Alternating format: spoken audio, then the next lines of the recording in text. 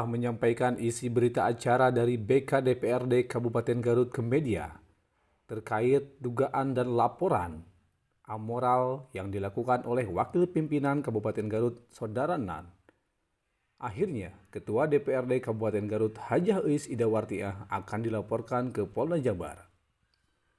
Politisi dari Partai Golkar tersebut diduga telah menyampaikan berita bohong atau hoaks oleh salah satu advokat kondang di Kabupaten Garut, Sam Yosep, sarjana hukum. Ketika dikonfirmasi media melalui WhatsApp-nya, Ketua DPRD Kabupaten Garut ini pun tidak menjawab konfirmasi yang disampaikan wartawan.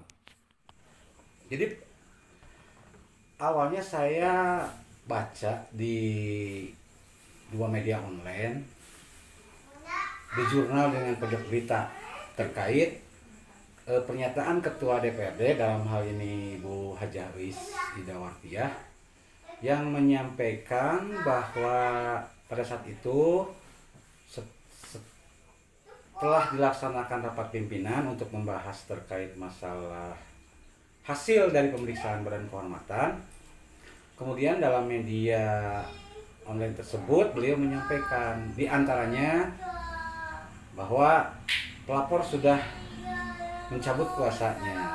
Pelapor apa nih, Kang?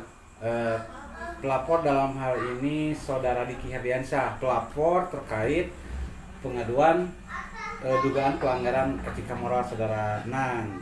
Oh. Jadi si pelapor itu, Bu Uis Ida menyampaikan kepada publik bahwa dengan pertimbangan pelapor sudah mencabut pengaduannya, pelapor sudah mencabut kuasanya, saksi tidak hadir, dan selanjutnya seperti yang publik ketahui apa yang disampaikannya. Dalam pernyataan yang disampaikan oleh Ibu Ketua DPRD, bahwa diantaranya yang saya fokuskan adalah pernyataan terkait pelapor telah mencabut kuasa hukumnya. Kalau BK sih harusnya berdasarkan tadi harusnya dibawa di paripurna, tetapi ada sikap yang diambil oleh pimpinan ini dibawa di rapat pimpinan DPRD. Oke. Nah, kemudian poin yang saya garis bawahi, kenapa tadi alasan saya berencana untuk melaporkan Ketua DPRD terkait rencana pelaporan saya pribadi yang akan melaporkan, yang rencananya akan melaporkan Ketua DPRD ke Polda Jabar terkait kebohongan publik, hoax yang disampaikan pada media massa tersebut, yang pernyataannya adalah bahwa pelapor sudah mencabut kuasanya.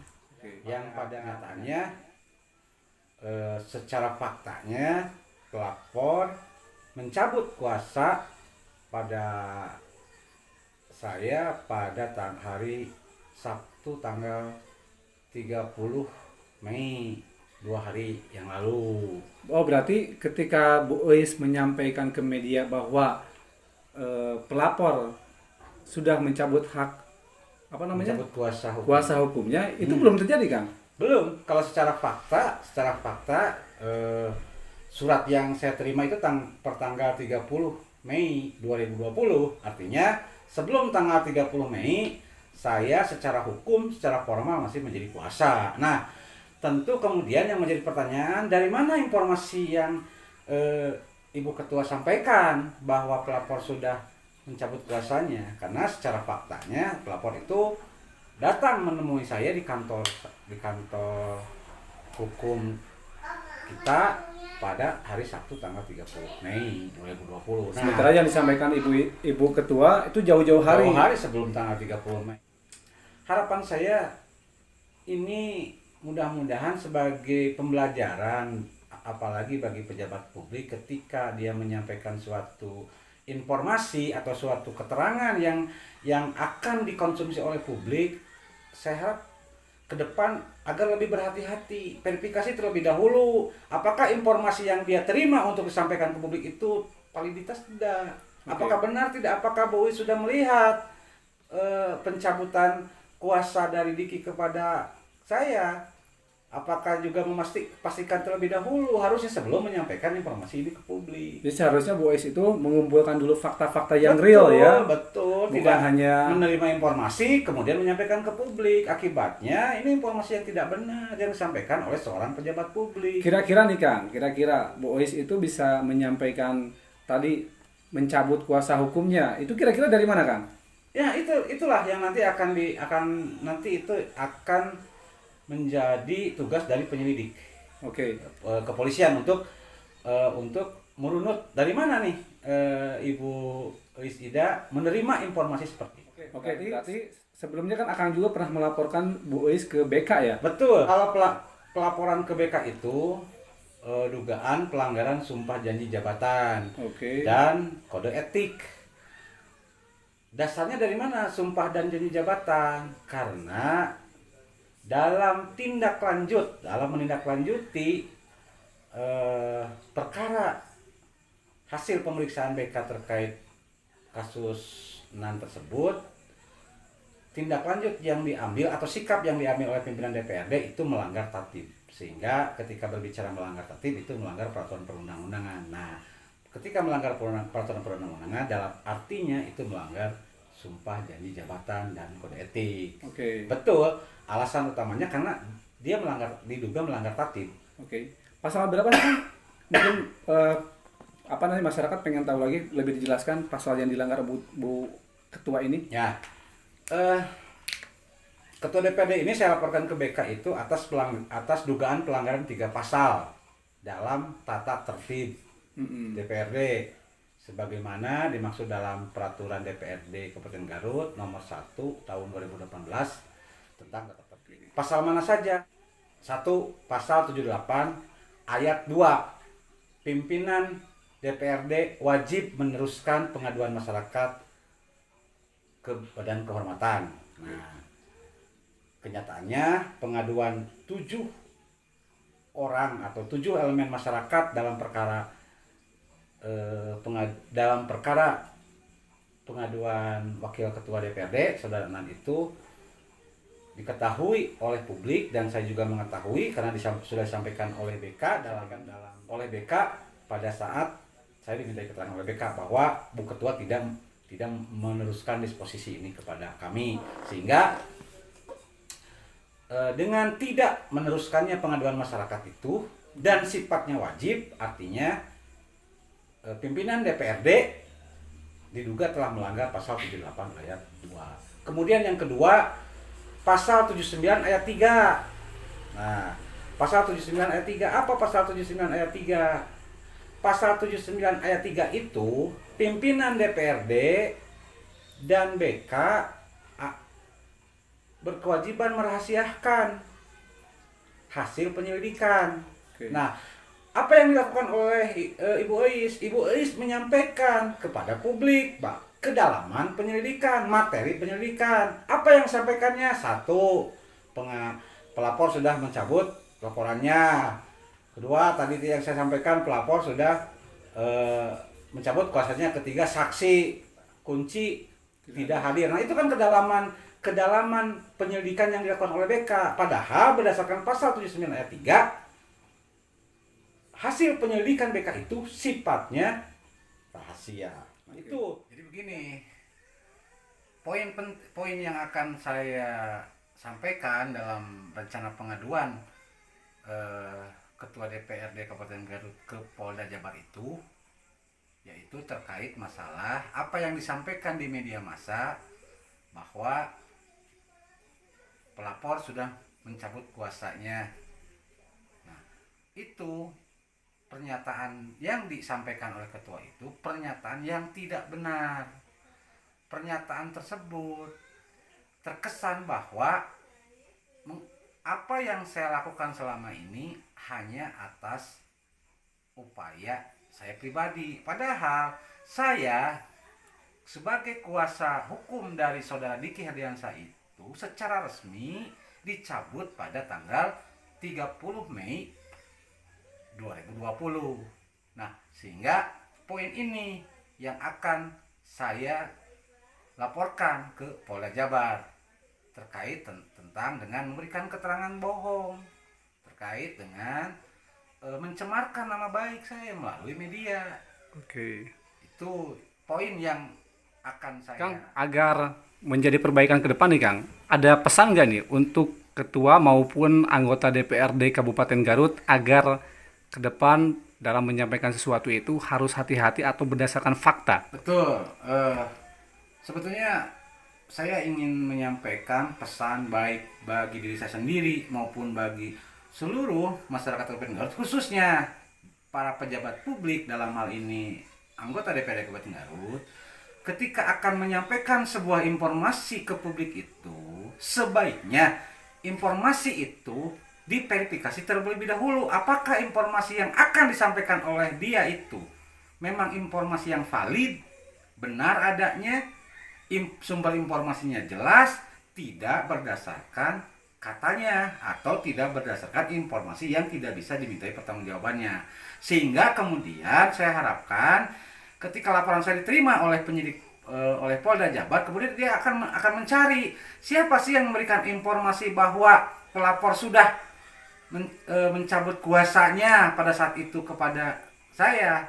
Nah, ini yang akan kemudian dibuka. Ini yang akan terang benderang siapa sebenarnya yang menyampaikan informasi tersebut. Tapi memang kembali lagi bahwa pesan saya yang ingin saya sampaikan ke semua, bahwa ketika akan menyampaikan informasi, apalagi jabatan dia sebagai pejabat publik dan menyampaikan informasinya ini ke publik, seyogianya sebelum informasi itu disampaikan, validasi terlebih dahulu bahwa informasi tersebut akurat dan benar. Kan Bu Is, ini yang kita ketahui oleh masyarakat Garut bahwa beliau sudah menjabat sebagai anggota DPRD Kabupaten Garut itu selama 3 periode. Nah, dari pernyataan ini kira-kira menurut Akang seperti apa nih Kang? Begini ya, betul. Seingat saya memang Bu Is itu anggota DPRD itu pengalamannya selama 3 periode, tetapi memang beliau itu menjabat sebagai ketua DPRD itu memang baru pada hari ini. Oke. Sehingga memang kalau dalam konteks tatib sebetulnya harus sudah memahami ketika beliau menjabat anggota DPRD di 2 periode yang lalu, tambah periode hari ini sebagai ketua DPRD, harusnya tatib itu sudah di luar kepala. Oke. Harusnya kesalahan-kesalahan ini kesalahan-kesalahan yang apa ya? Kesalahan-kesalahan yang tidak seharusnya dilakukan. Oke. Sehingga saya pikir ini sangat memalukan. Oke. Kang, ada masukan dari sejumlah masyarakat Garut bahwa yang hari ini menjabat sebagai anggota DPRD Kabupaten Garut adalah kader-kader terbaik partai, Kang. Pilihan rakyat yang diumumkan oleh KPU dan ditetapkan oleh hukum bahwa mereka memang sebagai wakil rakyat. Tapi melihat kondisi begini, Kang, menurut Akang kira-kira bagaimana nih? Kalau berklaim tiap partai masing-masing bahwa ini adalah kader terbaik partai, ya silahkan saja. Karena kan itu klaim partai bahwa ini kader terbaik kami, ini terbaik kami.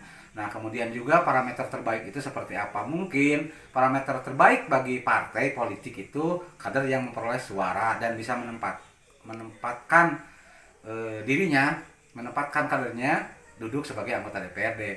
Tetapi terbaik itu bagi masyarakat, khususnya bagi publik, yaitu terbaik dalam hal memperjuangkan apa yang telah ia janjikan di masyarakat, kemudian direalisasikan saat dia menjabat menjadi anggota DPRD dalam bentuk kebijakan-kebijakan yang senantiasa berkeperpihakan kepada masyarakat. Itu standar terbaik ukuran saya adalah di mana anggota dewan tersebut mampu menunaikan semua janji-janji kampanyenya dalam bentuk kebijakan.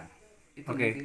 Kang, kalau anggota dewan hari ini bekerja seperti ini kan, maaf ya, diduga melakukan berbagai pelanggaran, kira-kira nih fungsi mereka sebagai controlling, ya kan? Ya, tidak akan jalan. Pengawasan terhadap eksekutif seperti apa nih? Eksekutif hari ini, eksekutif itu sudah mapan. Eksekutif itu sudah berpengalaman, dia karirnya berjenjang. Dari eselon yang terendah berjenjang ya, sudah berpengalaman. Apalagi hari ini kepemimpinan Bupati Garut Rudi Gunawan itu sosok yang cerdas. Pak Rudi itu orangnya cerdas. Kemudian dia juga basicnya lawyer juga, berpengalaman. Berpengalaman 2 periode dia mampu memperhitungkan potensi-potensi yang ada saat hari ini. Saya pikir ini tidak akan bisa mengimbangi. Oke. Dengan kejadian ini, ini sebagai bukti atau ini sebagai contoh kecil dari sebuah persoalan terkait dirinya yang tidak bisa diselesaikan. Kesan yang saya terima, kesan yang saya tangkap, ini semua baik BK, anggota DPRD maupun pimpinan DPRD ketika menghadapi persoalan ini mereka gagap. Mereka terkesannya meraba-raba apa yang harus dilakukan, bagaimana kemudian setelah ini dilakukan. Nah, sehingga saya secara pribadi menilai ini tidak siap. Tidak siap untuk mengurus dirinya sendiri, apalagi mengawasi eksekutif. Ketika lembaga tersebut melakukan fungsinya, melakukan pengawasan kepada eksekutif. Wah, ini harapan yang ingin saya sampaikan bagi teman-teman yang ada di DPRD Kabupaten Garut hari ini, bagi teman-teman yang sedang mendapatkan kepercayaan dari masyarakat Kabupaten Garut. Saya sangat berharap mereka, para wakil rakyat, bisa memegang amanahnya dengan baik. Dia bisa melaksanakan seluruh janji-janjinya kepada konstituennya dengan baik. Dia senantiasa berkeberpihakan terhadap masyarakat yang dibuktikan dengan bentuk kebijakan-kebijakan yang akan kemudian diambil dengan eksekutif bersama-sama. Nah, juga kedepankanlah nilai-nilai etika, nilai moral, nilai-nilai kearifan lokal yang tumbuh dan berkembang di Kabupaten Garut ini, sehingga masyarakat akan merasa puas kemudian atas kinerja wakil rakyat.